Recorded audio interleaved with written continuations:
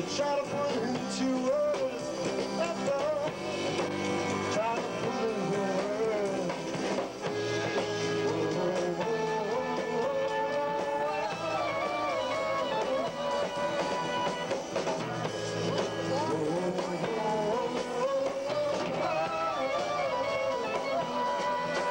Sweet, I'm silent.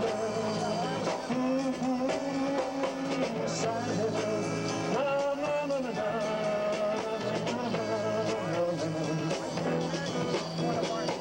Silent.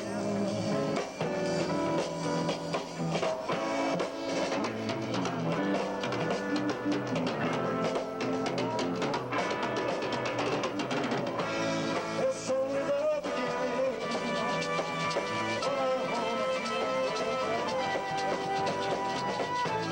It's only the beginning. It's only just the start. Yeah, I got to get you into my life, come on. I need to give you the truth. Yeah.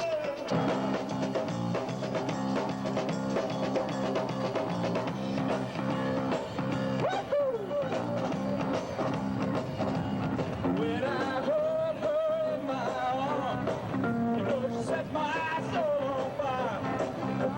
Ooh, when my baby kisses me, chills went up and down my spine. When she wrapped her loving legs around me, she nearly drives me right out of my mind. Oh, when my baby kisses me, chills went up and down my spine. Oh yeah. Well, thank you folks for listening to us today. We've had a great time out here.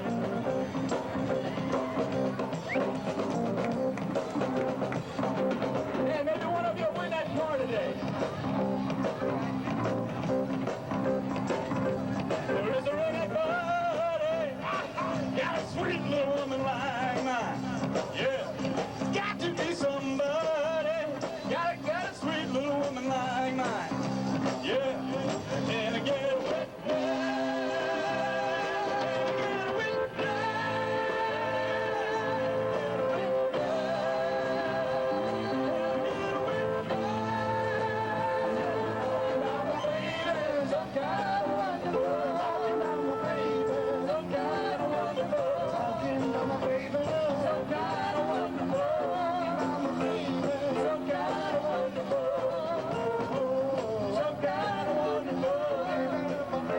Good morning, Moffett Field.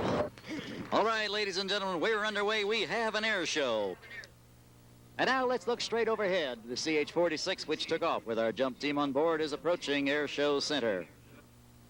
All right, we have jumpers away, ladies and gentlemen. We have a combined team of precision military skydivers, and they are representing the Army and the Air Force.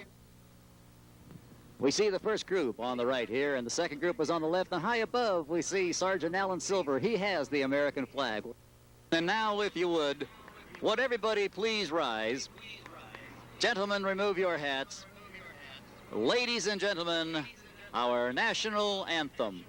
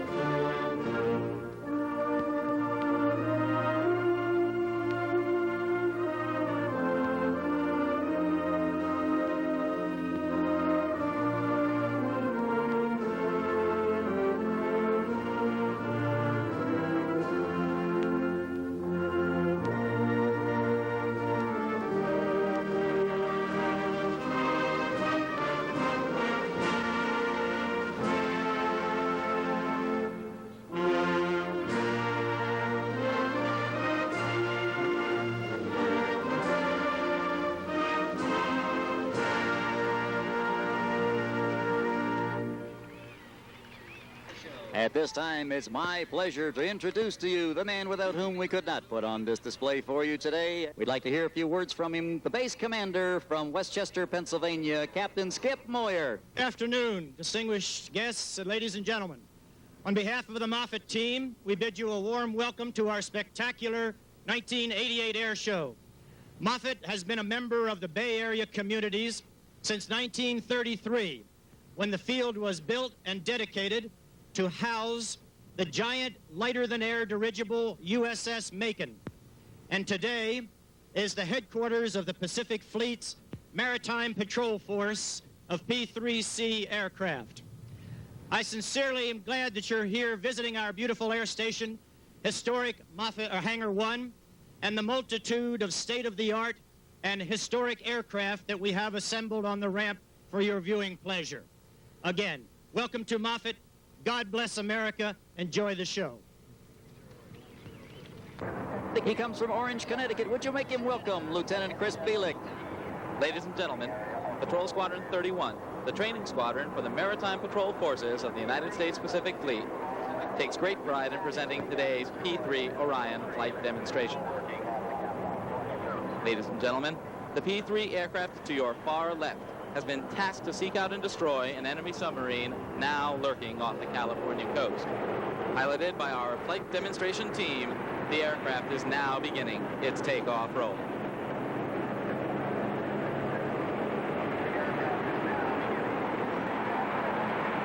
At the end of the runway, Plane Commander Lieutenant Tom Maringer will roll the aircraft into a 45-degree angle of bank turn to the left.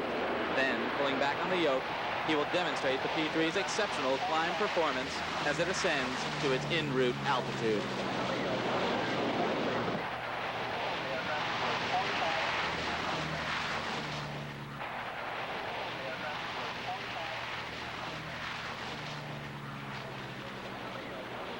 In this 7,000 foot per minute climb, the flight crew is experiencing more than twice the normal pull of gravity. It is important to note that at no time today will the P-3 be flown at its maximum operational limits. Ladies and gentlemen, from the left, the world's fastest turboprop aircraft.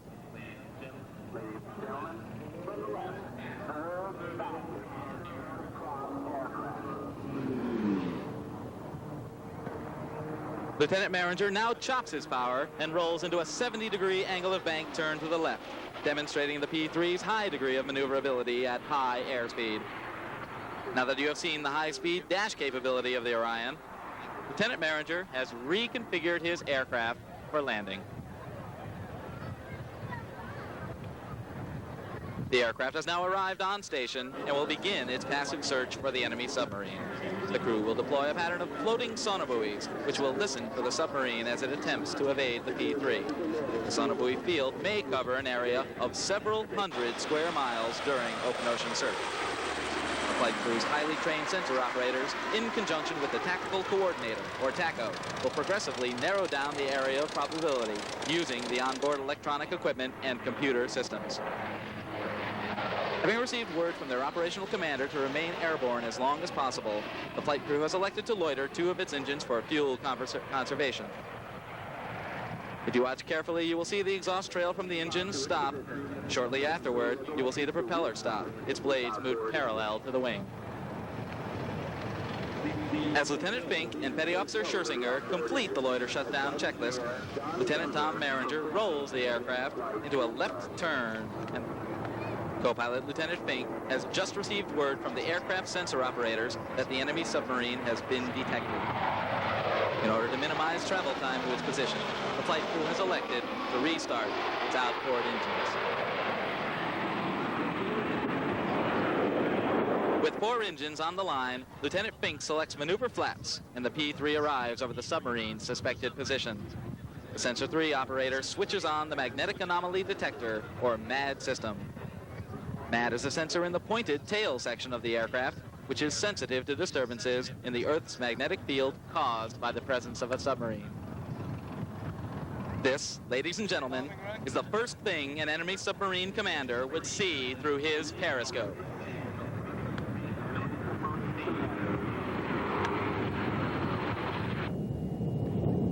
And this is the last thing he would see.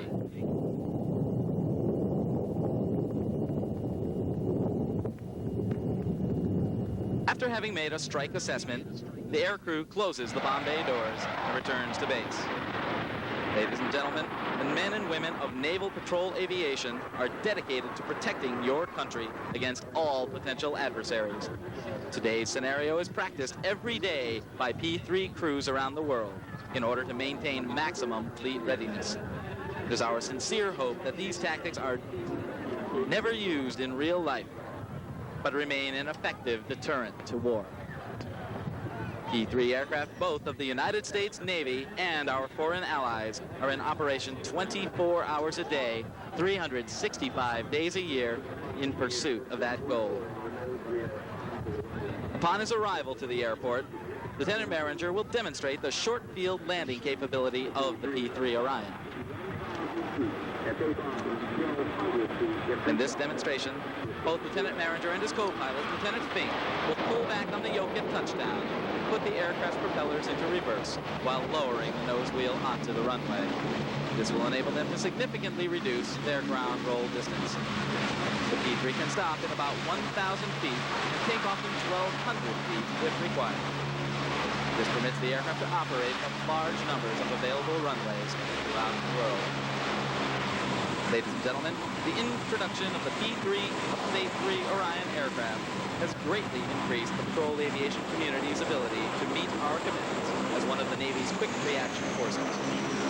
Additionally, it is a vital link in the modernization process as we continue to prepare for future challenges in meeting potential adversaries anywhere in the world. Endurance, exceptional maneuverability, and superior weapons systems make the Update 3 a key deterrent and greatly enhance the Navy's war-fighting capability. On behalf of the flight demonstration team, the dedicated men and women of the P-3 community who they represent, and the commander of Patrol Wings Pacific, Rear Admiral P.D. Smith, we hope that you have enjoyed this brief look at the P-3 Orion. If you have any questions, please feel free to ask a member of the flight demonstration crew or myself. Thank you very much for coming, and enjoy your afternoon.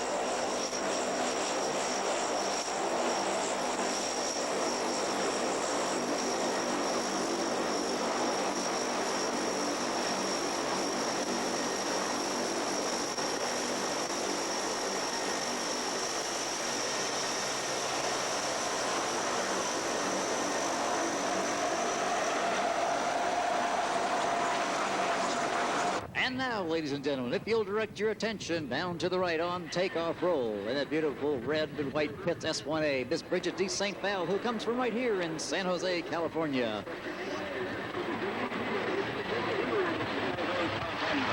The airplane comes off the ground. She holds it 10 feet off the ground, but pulls the nose up. The smoke comes on.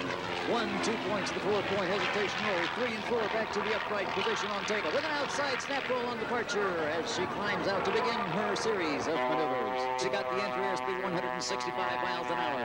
All right, the nose comes up.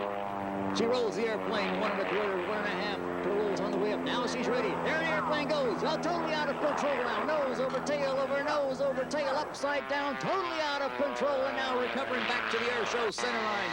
How many people think that was an ooh? And how many people think that was an ah? How many people think it was a wow?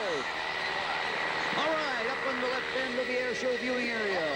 Just as the airspeed is ready to play off to the 0 point, she pulls the stick back. There's a maneuver called a Humpty Bump, one of a series of turnaround maneuvers used by air show performers and competitors to keep their airplanes within the viewing area. They're just setting up now for a move which is called the Avalanche, which is a loop with a snap roll up on the top. In a calm wind, the smoke trail will describe a heart in the sky. All right, up on the top, there she goes with the outside snap roll, coming back down the bottom side. We see that smoke trail now. The wind is going to be giving our performers quite a bit of trouble today, and we'll see them make wind corrections throughout their entire performance. Again, on the far right end of the air show line, a quarter roll to the right, a quarter roll back to the left.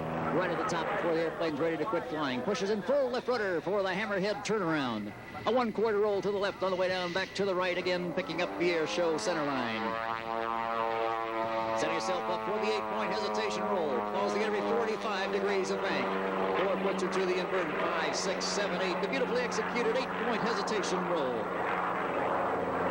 Again on the far end of the air show line. 1/2, 3/4, a full roll on the way up. Again, right at the top now, just before the airplane quits flying, pushes in that full left rudder, the hammerhead turn again, coming back down with a snap roll on the vertical line on the way back down. Bridges now going to set herself up for a vertical 8 maneuver. She's going to do an inside loop for the top part of the 8, and she's going to follow that by pushing out for the outside loop on the bottom part. Because the body can withstand more positive G's than negative G's, the top part of the loop will be just a little bit smaller than the bottom part. The smoke is on. She pulls back now. As she pulls about 4.5 times her own body weight up into the top part of the first half of that vertical figure 8. Going right back down now through the point of orange, and she's going to push over negative G's now, trying to push her out through the top of the canopy. Putting her signature in this beautiful California sky now. She's pushing and pushing. Up over the top she goes now, 180 horsepower Lycoming engine, pulling her up over the top of that 8. On a calm day, she would have made a perfect figure 8 in the sky.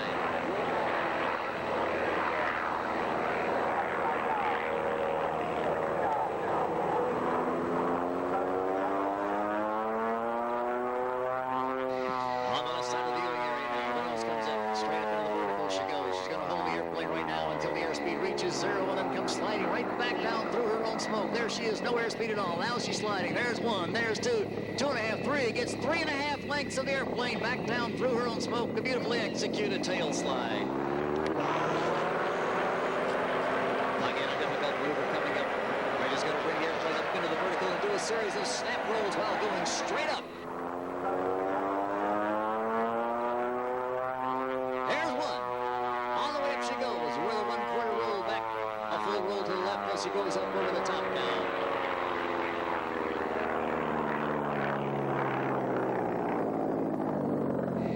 Again, doing the torque roll now, just rotating and rolling around the torque of the engine, and again sliding back down. 1, 2, 3, gets 4 legs of the airplane back through her own smoke. A maneuver called the torque roll, developed by Charlie Hillard as a maneuver which took the United States aerobatic team to a world championship a few years ago. And playing out at the bottom, making a small correction to the perfect air show line. Bridges now in the upside-down position, pushes forward, pulling negative G's again up into the vertical line on the left side of the viewing area. A 1/4 roll on the way up. Once again, as he's ready to quit flying, pushes in full left rudder, executing a hammerhead turnaround. Setting yourself up for the next maneuver.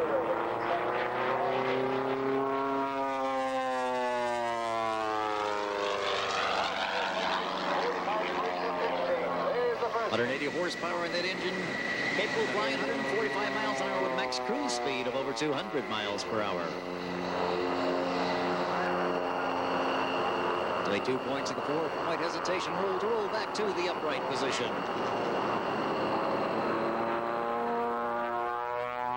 Into the vertical now. Up she goes, and there's 1, and 2, and 3 vertical snap rolls while going straight up, pushing over the top, beautifully executed. Lays the airplane out at just the right point to finish off that great sequence of hers this afternoon.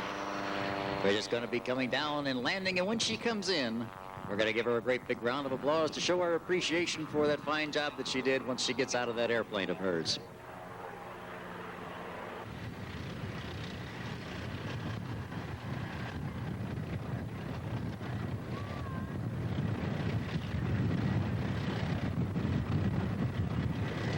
Bridget, a nice smooth touchdown. Looks like she'll be able to make that first turnoff. Otherwise, she's got to go all the way to the end of the runway. Coming up in just a couple minutes, ladies and gentlemen, we'll see the demonstration from the F-14 Tomcat, which is taking his position out on the runway at this time. Let's give Bridget a wave as she goes by where we're sitting, ladies and gentlemen. We'll give her a great round of applause once she brings the engine to a stop.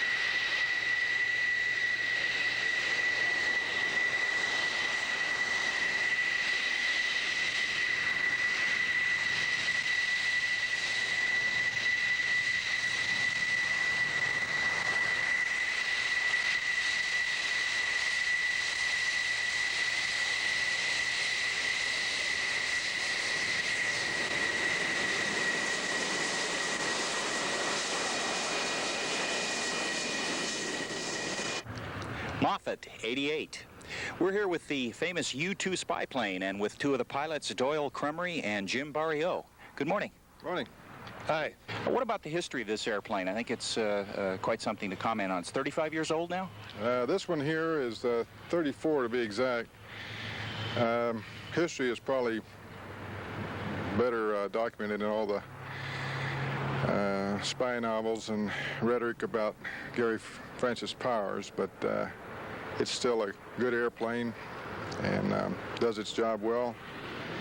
This particular model here is going to be phased out in the fiscal year in October, just because we don't have the money to keep an old airplane like this running.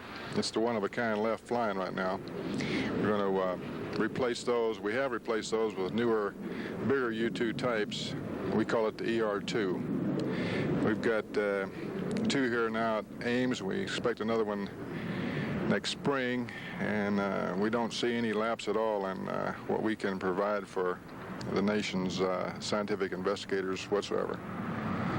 Jim, what is NASA's current use for the airplane?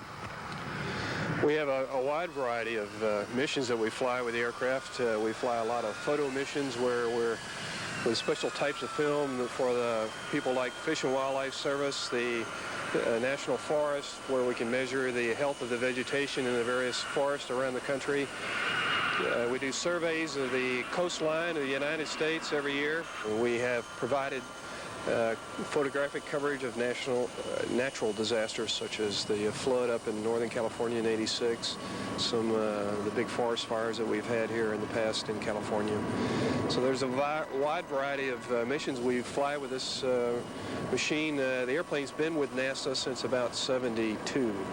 So it's had about half its lifetime with NASA, and the other half of its lifetime was with the Air Force.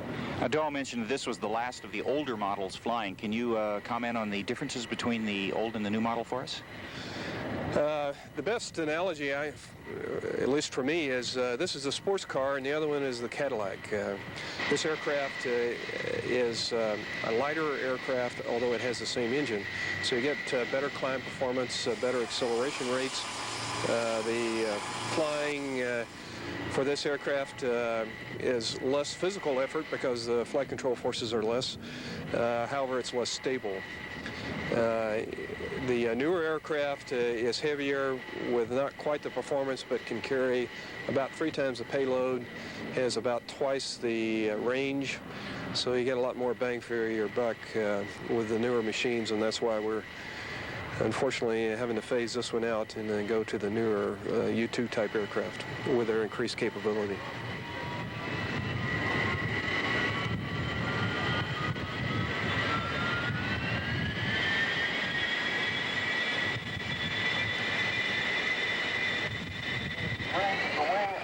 Wheels onto the runway after takeoff.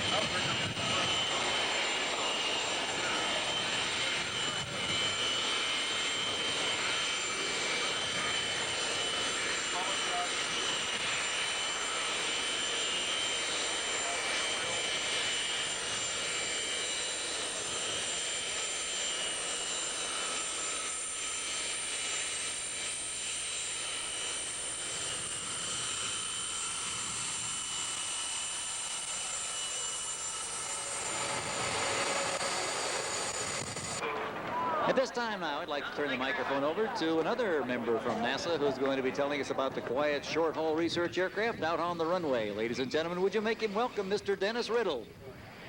Thank you very much, Hal.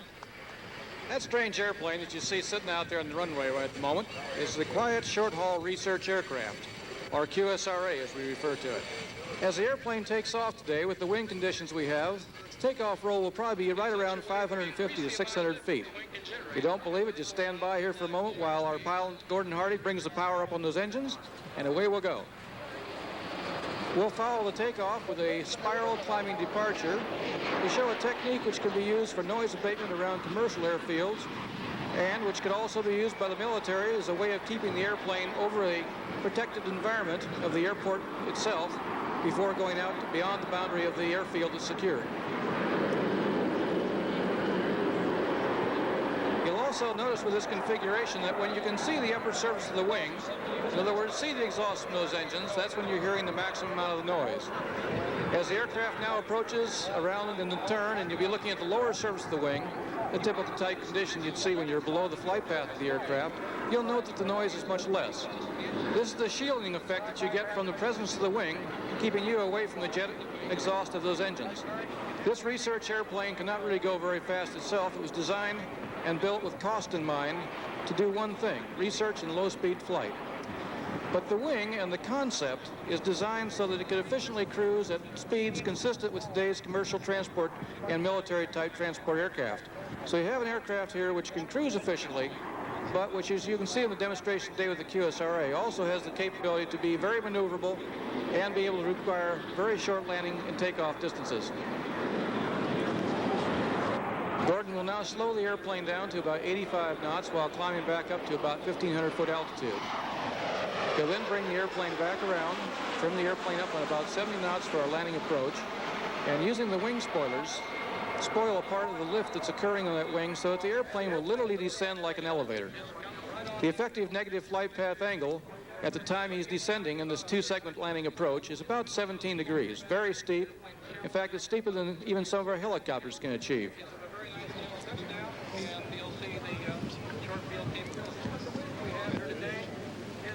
Knots for our landing, and now is about 100-foot altitude. Now the spoilers just came in, so now the flight path will be shallowing out to about -6 degrees for a nice soft landing. And we'll show you the demonstration of our first landing here, which again with these winds will be about 450 foot.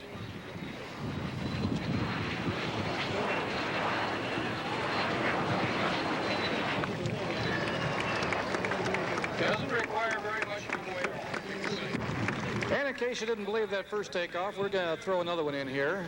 This time we'll follow the takeoff with a straight-out departure to show the capability of the QSRA to climb steeply when not going into a turn. Again, another method of noise abatement and/or protecting the airfield, the airplane from enemy ground fire in a military situation. At this point in time, you can see the upper surface of the wing, and you can see the soot patterns on the wing behind the engines. That's caused by the high efficiency of the flow turning of those Lycoming turbofan engines as the flow comes out over the upper surface of the wing. And that's the secret of the total secret of the technology. This type of aircraft does not use any special type of engine. It's a standard turbofan engine, and the technology that's being demonstrated by the QSRA could be used for many different types of aircraft. Gordon and Bill will now bring the QSRA back around toward the crowd and will perform what we refer to as a figure-8 maneuver. The purpose of this maneuver is to show you exactly as it's described, the maneuverability of the QSRA. Now this is a transport type airplane that at today's air show weighs 46,000 pounds. Yet you'll notice very sharp roll rates that you see right there and about a 1,000-foot diameter circle that can be inscribed during this figure-8 maneuver. That's quite phenomenal for an airplane in that weight class, which you normally can think of as being a transport type vehicle. Again, as he reverses his roll, goes into the opposite turn, note the roll rate.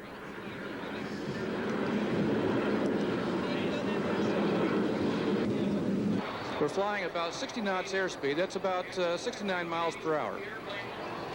Probably not much faster than some of you are out there traveling the freeways. In this landing approach, we'll be using an approach speed of 65 knots, and Gordon is going to plan his touchdown so that he'll be able to turn off at the taxiway back into the NASA ramp area, what's referred to here as the Bravo taxiway. So he'll be landing at the opposite end of the air show this time to give the folks we didn't get a chance to see the first landing up at this end, the chance down there.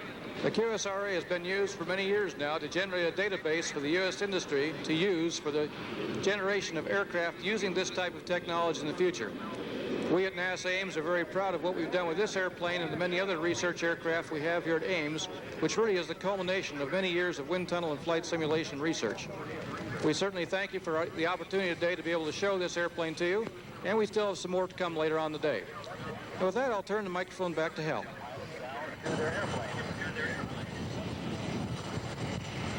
I guess you need to put another nickel in the meter.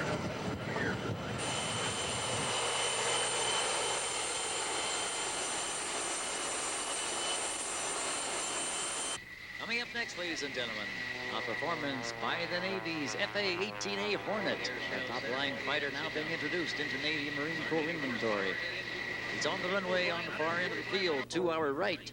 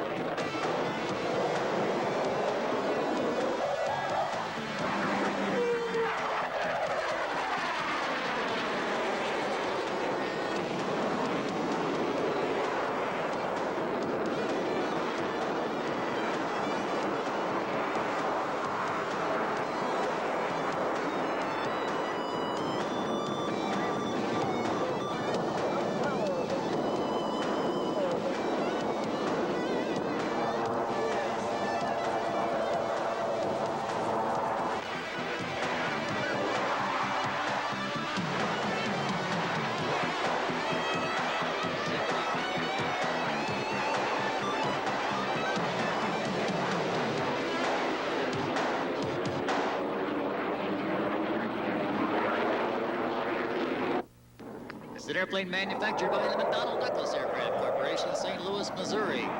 Actually, the tail sections are manufactured by Northrop down in Southern California, then shipped to St. Louis, where they're assembled into the F-18 Hornet. Its two engines develop a combined thrust in excess of 32,000 pounds. The airplane is 56 feet long, has a wingspan of slightly more than 40 feet, and a maximum takeoff weight in excess of 50,000 pounds. With an entry airspeed of almost 300 miles an hour, with the throttle back to now, he'll decelerate once he reaches his proper speeds, extend the landing gear and the flaps, roll out on downwind, and come back in for his landing. F-18 Hornet capable of performing a wide variety of tactical missions, including both air-to-ground and air-to-air assignments, and it is the replacement aircraft now for both the Navy and Marine Corps F-4 Phantoms and the Navy A-7 Corsair aircraft. Plane's capable of flying to an altitude in excess of 50,000 feet. We already mentioned it will do over twice the speed of sound. It's also got a very, very sophisticated radar system on it, and if you're ever driving down I-5 in the Central Valley at 57 miles per hour, of course, and your radar detector goes off, don't jam on the brakes. It might be a Hornet. The airplane is actually capable of tracking vehicles down the highway, and no, they do not work in commission with the Highway Patrol, so you're safe.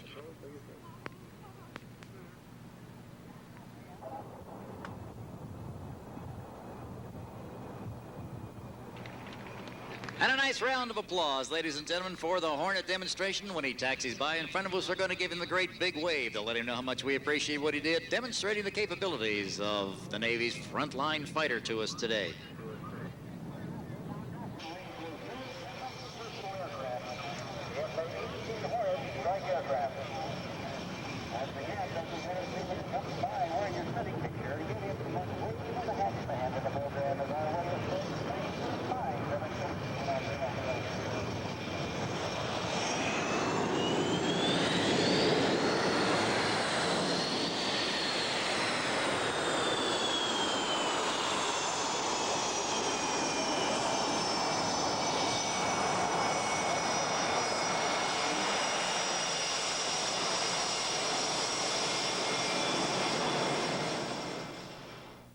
I think, before I forget it, one thing that Jim, I think, forgot on our usage of this airplane, we just finished a trip down to Antarctica.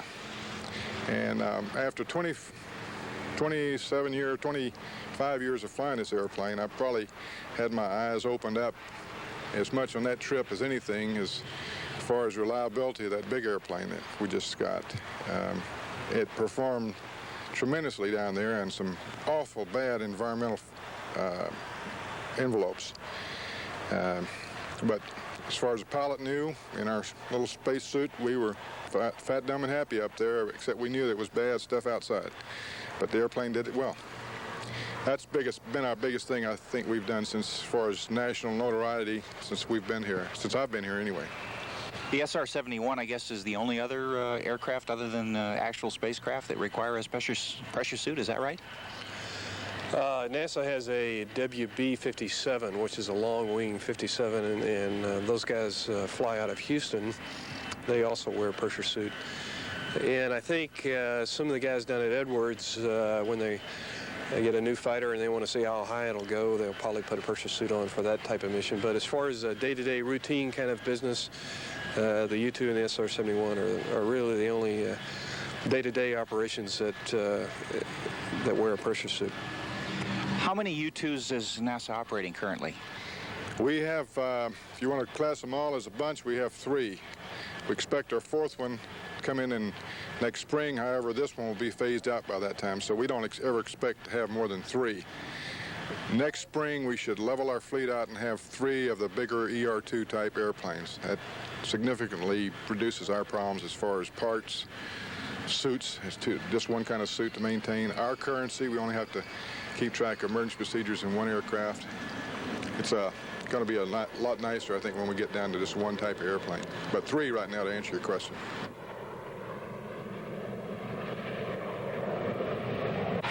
Doyle, before we leave, is there any last things you'd like to tell our viewers about the U-2? Well, I think since the SR-71 and the newer technology airplanes have come along in the natural evolution of aviation, the U-2 has kind of been put on the back burner. I think that's a mistake by a lot of people in their limited knowledge of what the aircraft will do. I think you'll see today during the air show that as far as thrust power ratios, thrust weight ratios, and so forth, that the U-bird hangs in there. Even this old one hangs in there right with the newer technology airplanes. Now, it's a subsonic airplane. We can't do loops with it. It's not stressed for that kind of stuff. But it certainly when you look at it and watch it fly, and you think that thing was built 34 or 5 years ago, you say, holy mackerel, we really had an airplane. And it's still hanging with us today. If it wasn't, we wouldn't be producing newer ones.